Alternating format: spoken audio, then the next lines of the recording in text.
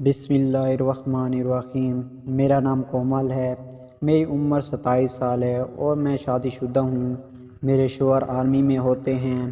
میں اپنے ساس سسر کے ساتھ اپنے سسرال میں رہتی ہوں۔ شوہر آرمی میں ہیں تو اسی وجہ سے میں کئی ماہ اپنے شوہر کو ترستی رہتی ہوں۔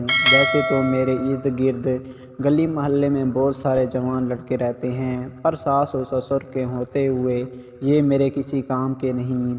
میری گلی کے سارے لڑکے مجھے پھنسانے کی کوشش کرتے رہتے تھے۔ میرا جسم لڑکوں کی نیند اڑانے کے لیے کافی تھا۔ میرا جسم دیکھ کر لڑکوں کی حالت خراب ہو جاتی تھی۔ وہ کھڑے کھڑے مجھے بہت گہری نظروں سے دیکھتے۔ میرے ریشمی لمبے بالوں میں پتہ نہیں کتنے لڑکوں کے دل اٹکے پڑے تھے۔ میری پتلی کمر، میرے گلابی ہونٹ لڑکوں کو میرے گھر کے سامنے کھڑا رہنے کے لیے مجبور کر دیتے۔ سب مجھے پھنسانے کی کوشش کرتے رہتے، پر میں کسی سے نہیں پھنس رہی تھی۔ کمپیوٹر پر ضرور چیٹ کر کے ان سے پیار کا اظہار کرتی۔ چیٹ کرتے دوران لڑکے مجھے اکثر اپنا موبائل نمبر دیتے اور ملنے کو کہتے، مگر میں سب کو منع کر دیتی۔ پھر بھی ایک دو نے اپنا نمبر دے دیا۔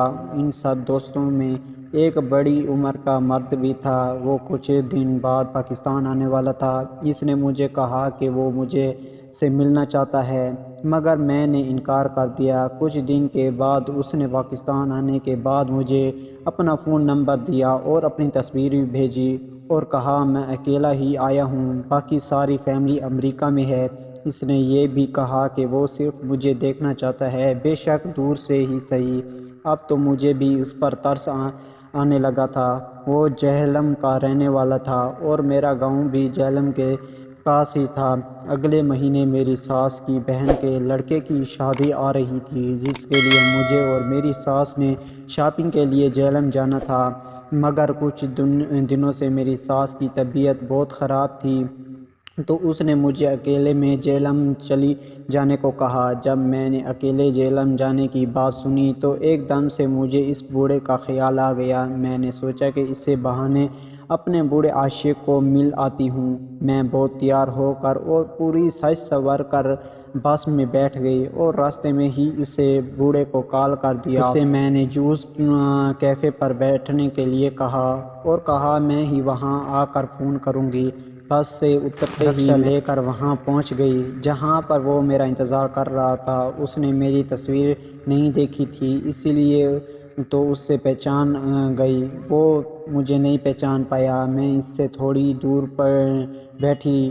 وہ ہر عورت کو آتے ہوئے گھور سے دیکھ رہا تھا، مگر اس کا دھیان بار بار میرے پر تھا، میرے جسم کی طرف دیکھ رہا تھا۔ وہیں کیا واہ پر بیٹھے تمام مرد میرے دیوانے اور مجھ کو ہی دیکھ رہے تھے۔ میں آئی بھی تو سج سنور کر تھی اپنے بوڑھے یار سے ملنے۔ تھوڑی دیر کے بعد میں باہر آ گئی اور اسے فون کیا کہ باہر آ جاؤ۔ میں تھوڑی چھپ کر کھڑی ہو گئی اور وہ باہر آ کر ادھر ادھر دیکھنے لگا۔ میں نے اسے کہا تم اپنی گاڑی میں بیٹھ جاؤ، میں آتی ہوں۔ وہ گاڑی میں جا کر بیٹھ گیا۔ میں نے بھی ادھر ادھر دیکھا اور اس کی طرف چل پڑی اور جھٹ سے جا کر اس کے پاس والی سیٹ پر بیٹھ گئی۔ مجھے دیکھ کر وہ حیران رہ گیا اور کہا تم تو اندر آ گئی، پھر مجھے بلایا کیوں نہیں؟ میں نے کہا۔ اس نے دھیرے دھیرے گاڑی چلانی شروع کر دی۔ اس نے مجھے پوچھا اب تم کہاں جانا چاہو گی؟ میں نے کہا کہیں نہیں، بس تم نے مجھے دیکھ لیا اتنا ہی کافی ہے، اب مجھے شاپنگ کر کے واپس جانا ہے۔ اس نے کہا اگر تم برا نہ مانو تو میں تمہیں کچھ تحفہ دینا چاہتا ہوں، کیا تم میرے ساتھ میرے گھر چل سکتی ہو؟ اس کا جہلم میں ہی ایک شاندار بنگلہ تھا۔ پہلے تو میں نے انکار کر دیا، پر اس کے مزید زور ڈالنے پر میں مان گئی۔ پھر ہم اس کے گھر پہنچ گئے۔ مجھے احساس ہو چکا تھا کہ اگر میں اس کے گھر پہنچ گئی ہوں تو آج میں اپنی خواہش پوری کروانے والی ہوں۔ میں گاڑی سے اتر کر اس کے پیچھے پیچھے چل پڑی۔ اندر جا کر اس نے مجھے پوچھا کہ کیا پیو گی؟ تم کو مل کچھ نہیں، بس مجھے تھوڑا جلدی جانا ہے۔ وہ بولا نہیں ایسے نہیں، اتنی جلدی نہیں، ابھی تو ہم نے اچھے سے بات بھی نہیں کی۔ اب تو میں تمہیں اپنا فون نمبر دے دیا ہے، رات کو جب جی چاہے فون کر لینا، میں اکیلی ہی سوتی ہوں، پلیز تھوڑی دیر بیٹھو تو صحیح۔ میں نے کچھ نہیں کہا اور صوفے پر بیٹھ گئے۔ وہ جلدی سے کولڈ ڈرنک لے آیا اور مجھے دیتے ہوئے بولا، یہ کولڈ ڈرنک ہی پی لو پھر چلی جانا۔ میں نے وہ مشروب لے لیا اور وہ میرے پاس بیٹھ گیا اور ہم ادھر ادھر کی باتیں کرنے لگے۔ باتوں میں وہ میری تعریف کرنے لگا۔ وہ بولا، کومل، جب جوس بار میں تمہیں دیکھ رہا تھا تو سوچ رہا تھا کہ کاش کومل ایسی ہو، مگر مجھے کیا پتا کہ کومل یہی ہے۔